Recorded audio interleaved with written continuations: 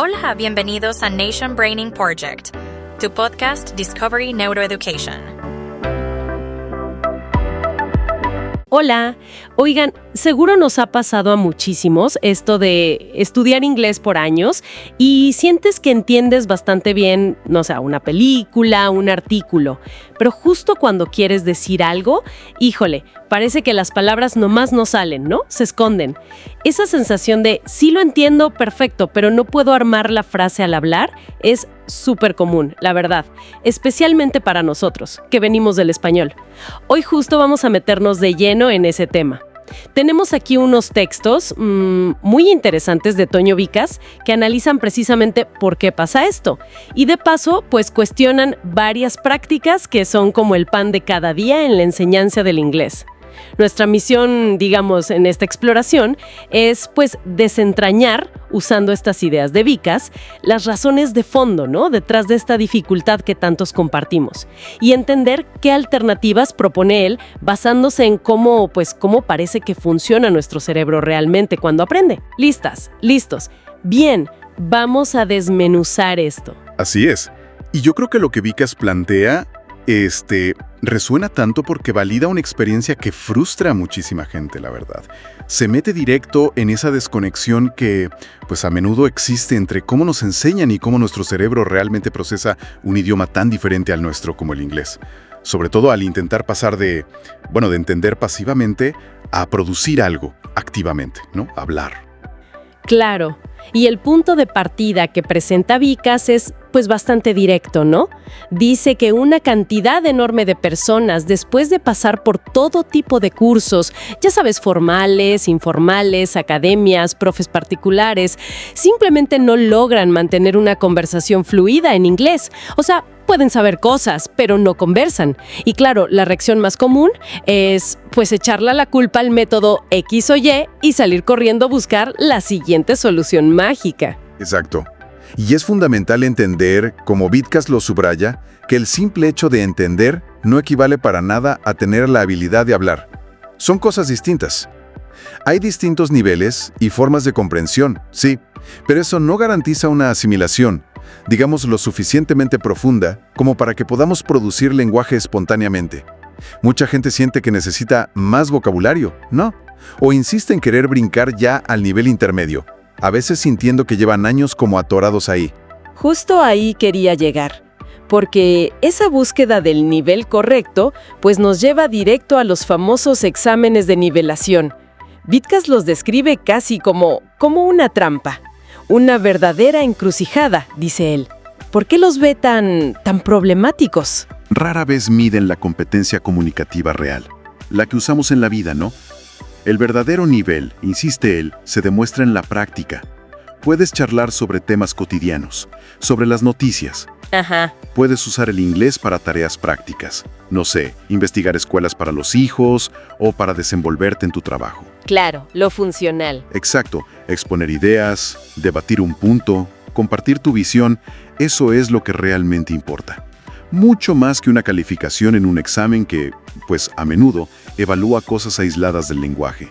Ubicar a alguien en intermedio, basándose solo en un examen, si la base comunicativa no está sólida, pues muchas veces solo perpetúa ese ciclo de estancamiento que mencionabas.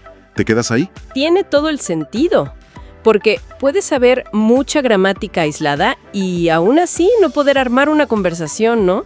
Y Vicas también pone en duda algo que se oye muchísimo: la idea de que los adultos podemos aprender inglés con un sistema natural, así como aprendimos español de niños.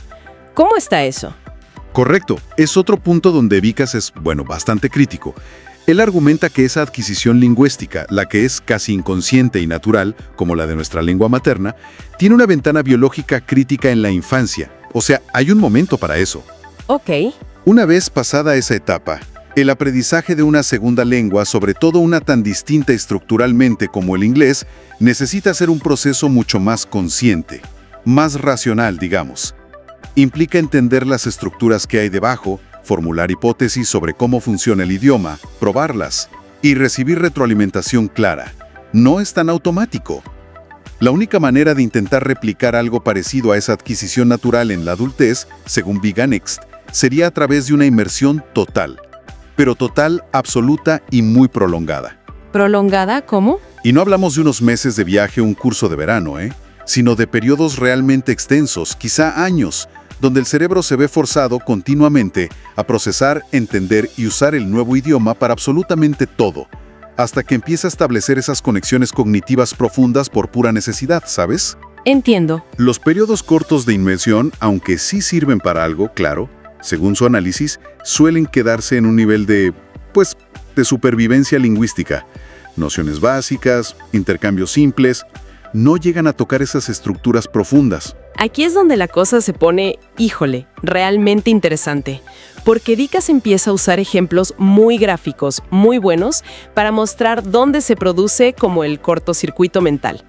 Imaginen que alguien, aplicando la lógica del español tal cual, traduce literalmente algo que aprendió palabra por palabra en inglés y dice algo como: yo siempre mosca a Madrid los fines de semana. Mosca. O esta otra joya. Ellos lata oso un muro en su espalda. Suena totalmente disparatado, ¿verdad? Totalmente. El cerebro hispanohablante aprende quizá de una lista de vocabulario o del diccionario que fly es mosca, el insecto, que can es lata, el envase, y que bear es oso, el animal. O sea, aprende sustantivos, que es su traducción más común al español. Claro. Entonces, cuando necesita expresar la acción de volar, o de poder hacer algo, o de soportar un peso, Intenta usar esas mismas palabras como si fueran verbos, aplicando la estructura gramatical que le es familiar del español. Yo mosca, ellos lata. Y el resultado es incoherente. ¿Por qué? Porque ignora por completo la función gramatical que esa palabra tiene en esa frase en inglés. Claro. En los ejemplos originales, fly era volar, can era poder y bear era soportar. Eran verbos. Exacto. No eran los sustantivos. Y esa confusión constante entre si una palabra es una cosa o una acción. Es lo que Vikas llama la doble carga cognitiva. Suena agotador, la verdad. ¿A qué se refiere exactamente con eso? Doble carga.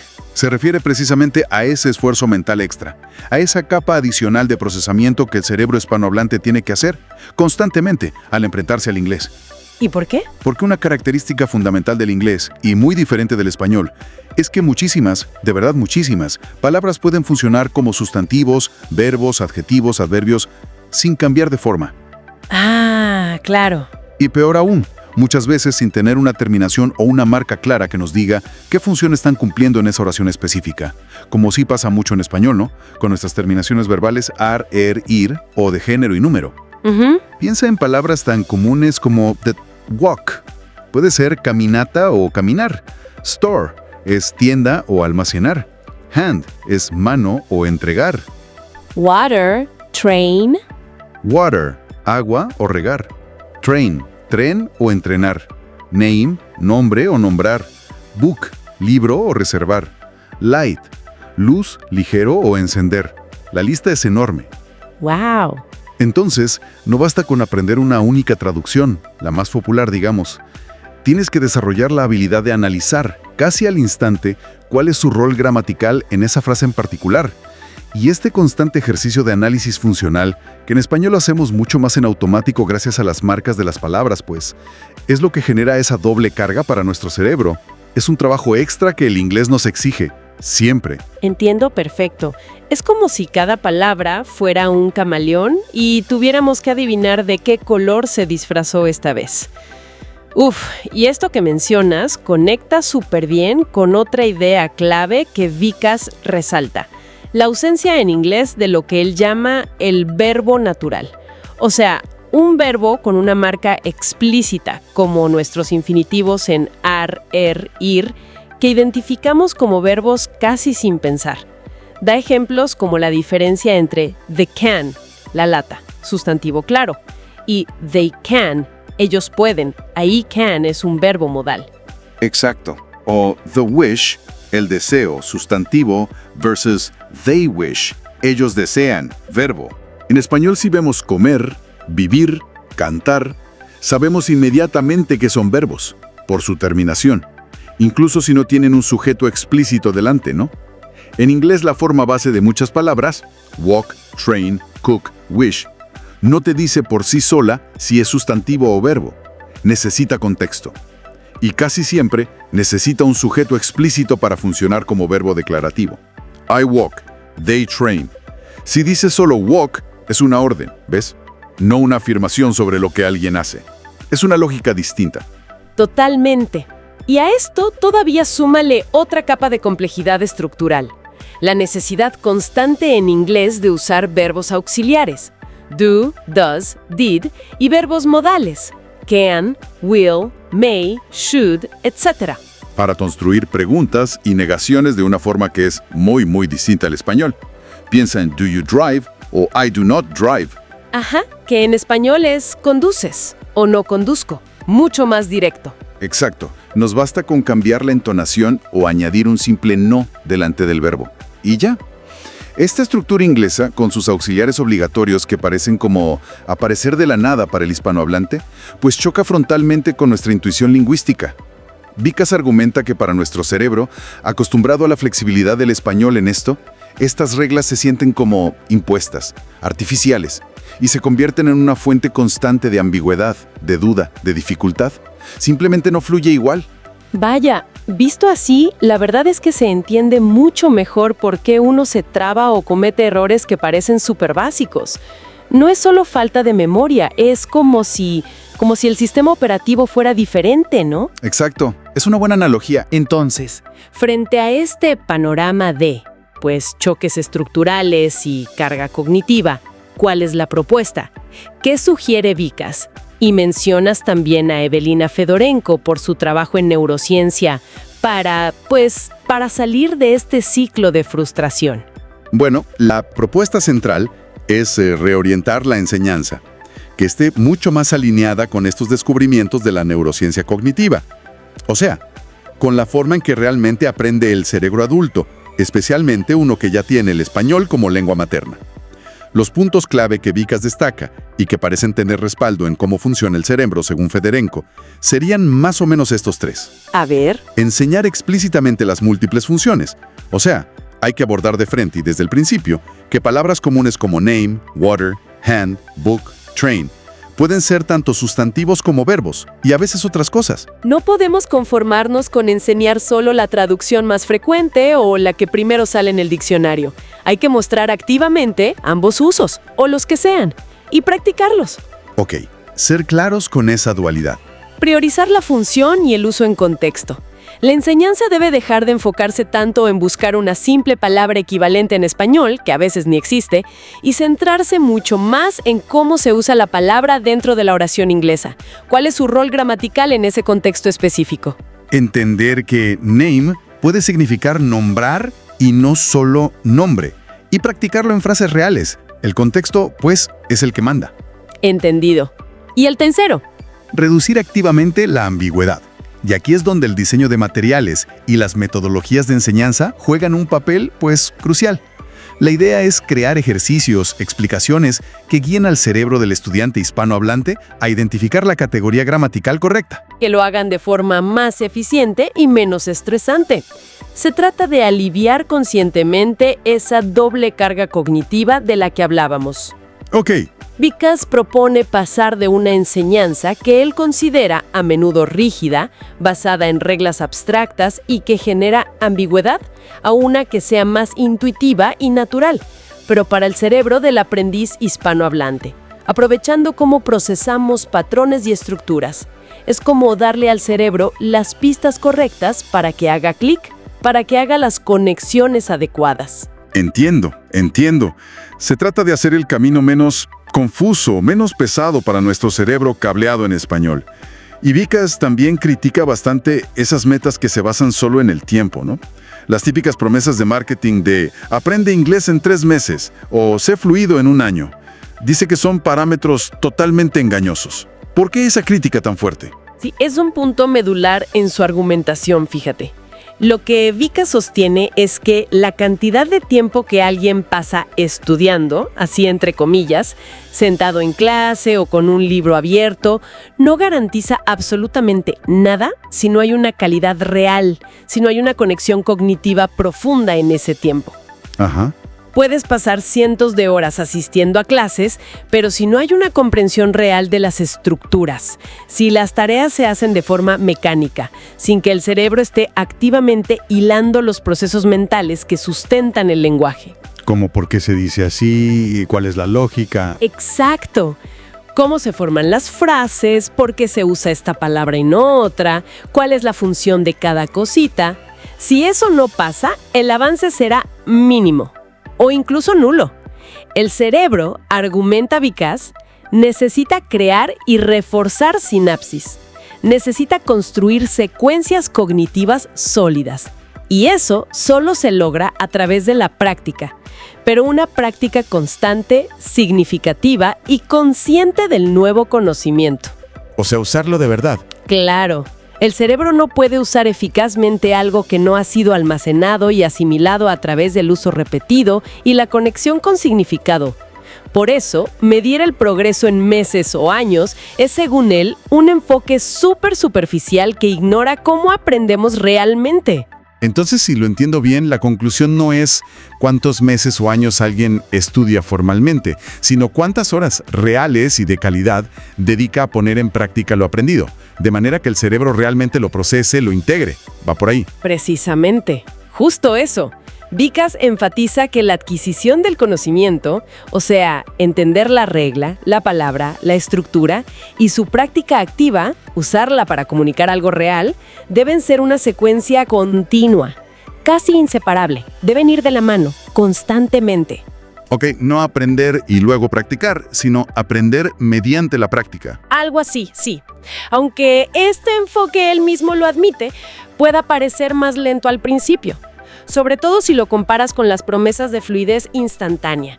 Él argumenta que es la única forma sólida de construir la competencia. Comprender y repetir constantemente pequeños fragmentos de información aplicándolos en contextos variados. Eso permite al cerebro distribuirlos, procesarlos y asimilarlos de una forma que es natural y optimizada para el aprendizaje adulto. Esa, insiste Vikas en sus textos, es la verdadera forma natural en que aprende el cerebro adulto una segunda lengua, consciente, estructurada, basada en la hipótesis y el error y sobre todo cimentada en la práctica repetida, significativa y espaciada. Entendido. Por eso es tan crítico con la idea de buscar atajos o soluciones mágicas del tipo sin exámenes, sin tareas, sin gramática, igual que aprendiste español. Para un adulto que aprende inglés, eso es un planteamiento engañoso según su análisis, porque ignora las diferencias fundamentales en el proceso cognitivo y, claro, en las estructuras de los idiomas. Bien, pues, creo que hemos desmenuzado bastante bien las ideas de Vikas. Si tuviéramos que resumir lo que nos llevamos de esta exploración, yo diría que, primero, esa frustración tan común al intentar hablar inglés no es imaginaria, ni necesariamente una falta de capacidad personal. Tiene raíces muy concretas y profundas.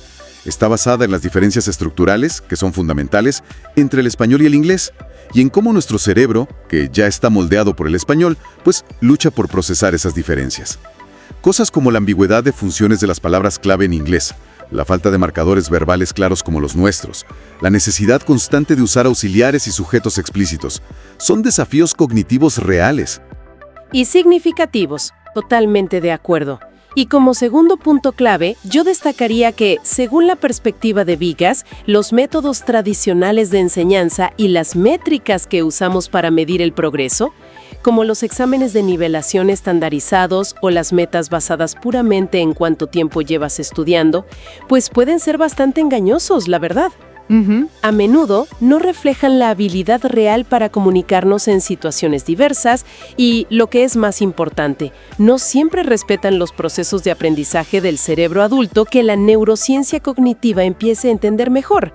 Incluso diría, pueden generar más frustración al crear expectativas que no son realistas. Y lo fascinante aquí, creo, es cómo entender esas razones, tanto las lingüísticas como las cognitivas que expone Vikas, puede realmente cambiar nuestra perspectiva sobre por qué nos cuesta tanto trabajo. Deja de sentirse como un fracaso personal, ¿sabes? Y se empieza a ver más como lo que es, un choque. Un choque entre dos sistemas operativos lingüísticos muy diferentes. Y reconocer ese choque, pues, es el primer paso para buscar un enfoque distinto para superarlo. Exacto. Y ese enfoque distinto, según se desprende de los textos, tendría que ser uno mucho más consciente, Deliberado. estructurado, sí, pero de una forma que ayude al cerebro hispanohablante. Un enfoque que ponga el énfasis en entender la función de las palabras dentro del contexto de la frase y no solo su traducción aislada.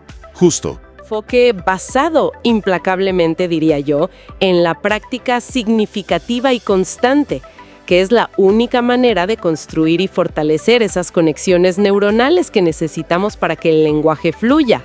Parece que, rechazar la falsa promesa de la rapidez y abrazar un proceso más metódico, pero alineado con nuestro cerebro, es fundamental.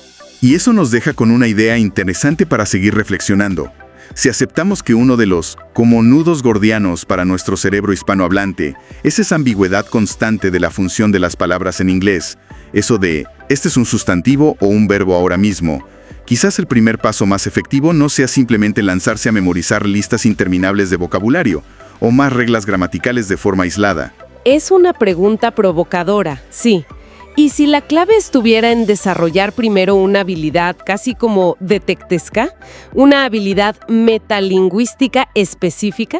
¿Cómo sería eso? Pues entrenar conscientemente a nuestro cerebro para que, cada vez que se tope con una palabra en inglés, su primer reflejo no sea buscar la traducción directa al español, sino hacerse activamente la pregunta: ok, ¿qué trabajo está haciendo esta palabra en esta oración específica? Está nombrando algo, describiendo una acción, indicando una cualidad, conectando ideas. Claro, podría ser que aprender a detectar la función gramatical en tiempo real, dentro del contexto, sea la verdadera llave maestra que necesitamos.